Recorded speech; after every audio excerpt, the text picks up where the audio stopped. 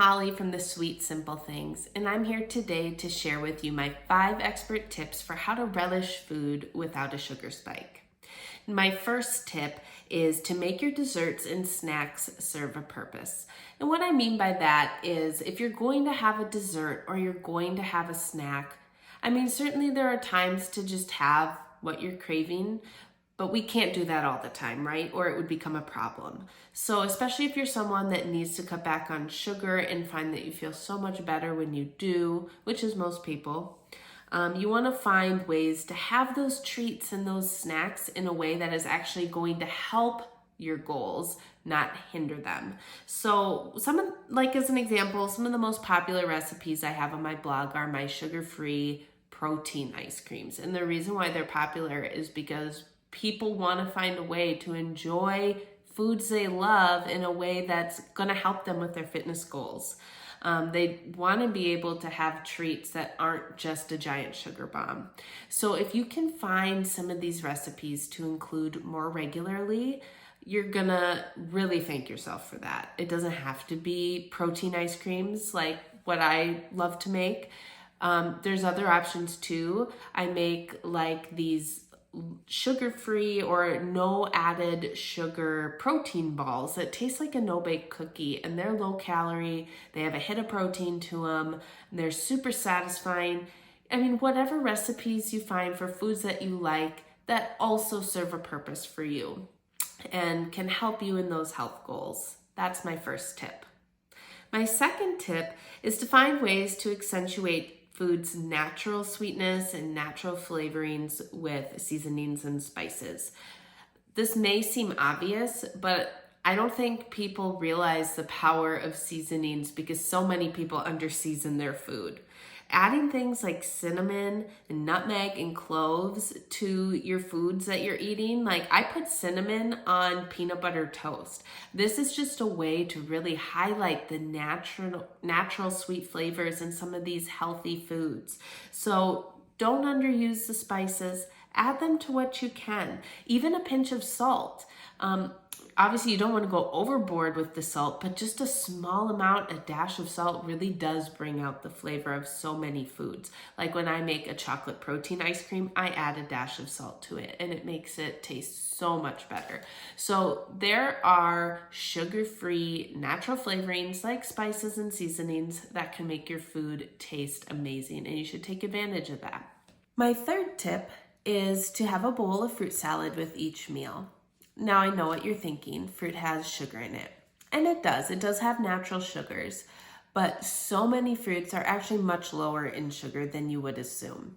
Berries, for example, are very low sugar fruits, as are apples.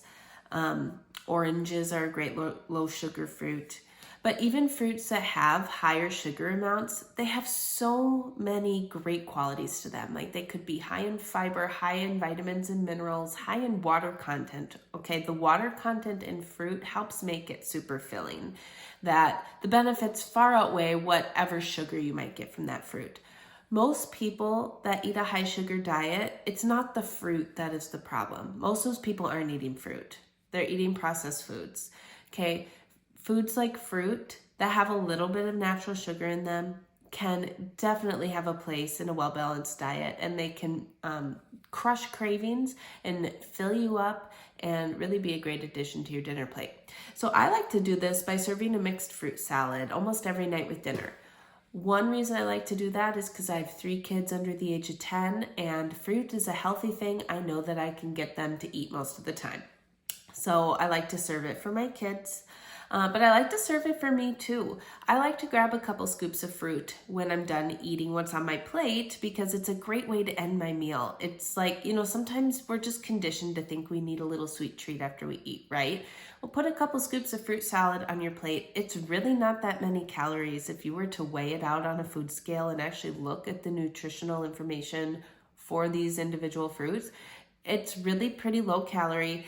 It gives you that burst of sweetness that you're probably looking for at the end of the meal, and it has so many other benefits as well, and it's very filling. So it's a great way to end a meal, and it can definitely give you a little bit of something sweet without a huge sugar spike. So I definitely recommend serving a bowl of fruit salad with dinner or any meal. My fourth tip is if you do need to go for something that has chocolate in it, I recommend choosing dark chocolate of at least a 70% cacao percentage.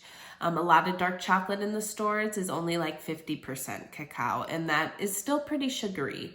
But when you opt for the ultra dark chocolate of at least 70%, it's pretty low in sugar, and it still feels like you're eating dessert. It is super tasty. It's also very savory. I know, especially if you didn't grow up eating dark chocolate, some people just don't like it, but you can condition yourself to appreciate the bitter flavors of chocolate. And it is so worth it because there's so many health benefits to eating dark chocolate, but also it's just hard to overdo it. You know, if you sit down to eat 20 chocolate bars from a Halloween candy bag, you can probably do that pretty easily, and you're just gonna feel sick from the sugar. That's just what it tastes like. But if you have 20 bars of dark chocolate, you're not even gonna be able to eat all 20. It really is so much more savory. It slows you down. It's so rich and satisfying, and it's just a different experience than candy that's laden with sugar. It's more satisfying, and I find that you don't keep reaching for more. You don't keep reaching for more. You can eat a few pieces and be so much more satisfied. So if you do have a chocolate craving strike, opt for at least 70% dark chocolate. My fifth tip, last but not least, is to not let yourself get too hungry. If you want to relish food without a sugar spike, you got to be doing everything you can not to get those sugar cravings in the first place. And you know what gives you sugar cravings is constant hunger.